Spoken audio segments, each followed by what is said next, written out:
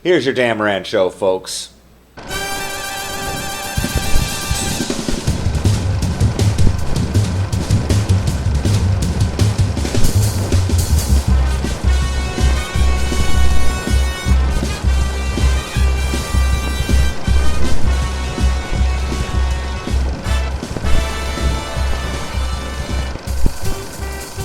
Greetings and welcome to Adam's Film Rants, the YouTube equivalent to ending up on a blind date with a one-legged rodeo clown with irritable bowel syndrome named Buck Futter.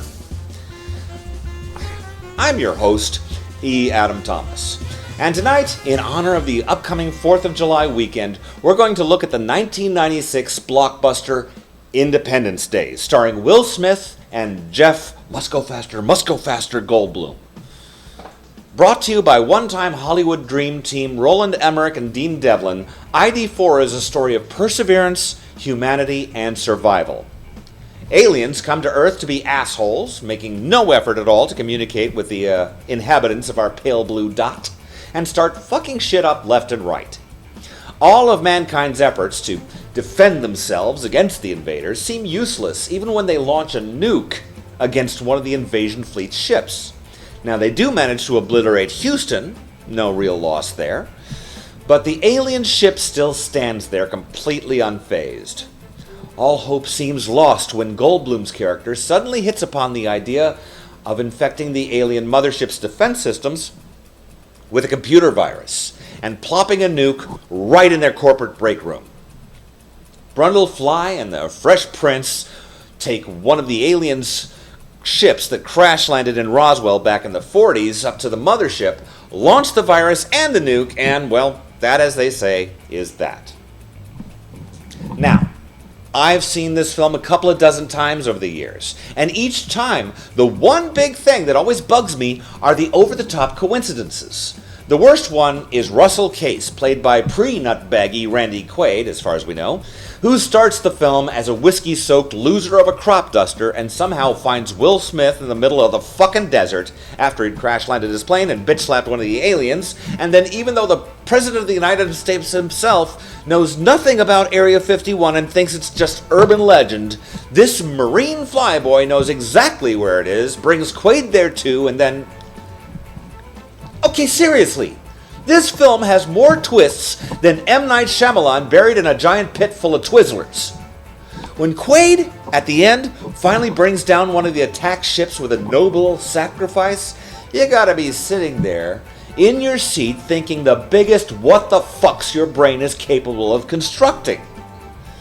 It's even more maddening when you look at the special effects, which are amazingly well done and believable. And trust me, making a 15-mile wide spaceship look believable is a monumental task in and of itself.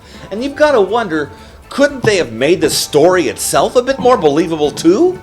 I mean, come on! Alright, looking at the film as a whole, however, it's really hard to find inconsistencies with how the characters react to the situation, because, let's face it, the human race has never actually faced anything like this on a global scale, ever. It's like trying to determine how someone would react, I don't know, if their mother suddenly turned into a giant spider and started vomiting radioactive M&Ms every time somebody said the word blancmange. There is no frame of reference for anything like this ever happening in the course of human history, so all you can do is speculate. That's the one issue I have with anyone who goes off on one of these catastrophic end-of-the-world movies. Yes, the storytelling can be picked apart by itself as being either too trite, or too dark, or too full of John Cusack, but beyond that, there is no telling what any human being would do.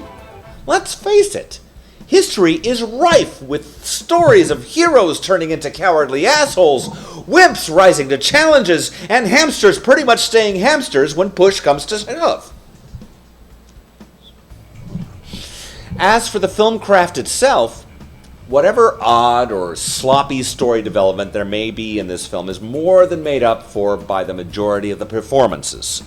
Bill Pullman, Jeff Goldblum, Will Smith, all of them are in pretty good form here. I am annoyed by the very existence of Randy Quaid, but even he had a few moments where he really shined as an actor. Now, the Keanu-like drone that played his eldest stepson, on the other hand, God, watching that fucker try to act was more painful than trying to have a simultaneous root canal and colonoscopy on an old World War II bomber flying through a hurricane while both the dental surgeon and the proctologist are in the middle of a mixed martial arts bout. He's awful, is what I'm trying to say here. This was the film, though, that for a short time started making the idea of a Hollywood run by Roland Emmerich and Dean Devlin a potentially attractive prospect. A prospect that ended up turning into a steaming pile of shit when the two pinched out that lump loaf known as the 1998 version of Godzilla. Anyway, on to the rantometer. For artistic, I give ID4 a 4.5. Losing half a point simply because the last scene in the film looked a bit like an afterthought. Just something about the way it looks rushed and looks too staged, like they wrote it at the last minute on a napkin or something. Coolness gets a 5. Because especially in regard to the visual effects, this film reeks of cool. Originality gets a 4.5. Losing only half a point because Randy Quaid's character is pretty much just the real Randy Quaid, even though at the time nobody knew that yet. Suckitude does get a 1 for the overbearing coincidences in the script. That gives ID4 a 13 score. And hey, that rhymes. I should be a songwriter. I used to be, actually. Never mind. Overall, it's an awesome film, and let's face it, Jeff Goldblum and Brent Spiner in the same movie together? It would have to actually be a pretty awful film to get much lower. Well, maybe not. I don't know. Anyway, next week we start a 3-part miniseries regarding that most heinous trio of films, the first 3 odd-numbered Star Trek films. I think you'll find my comments on at least 2 of them fairly surprising, and most of the cursing in the other one perfectly appropriate. In the meantime, feel free to like, comment, and share the fuck out of this show.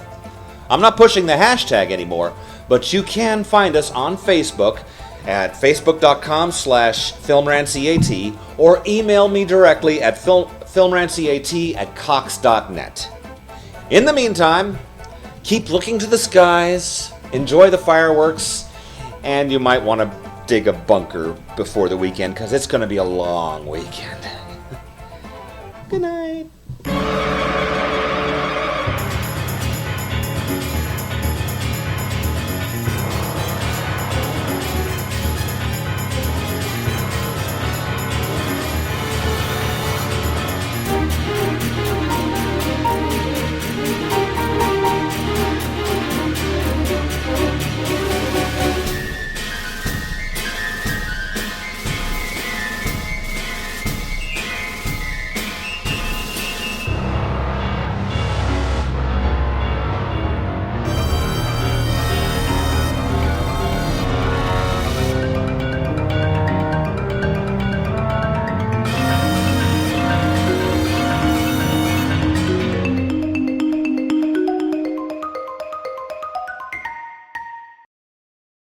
Angry Men Reviews.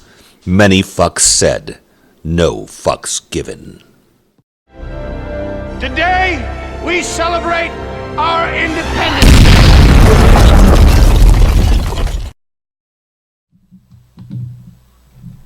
Bumper cars. Oh yeah, oh yeah, oh yeah, oh. Same-Dalek marriage has been passed by the... Sorry.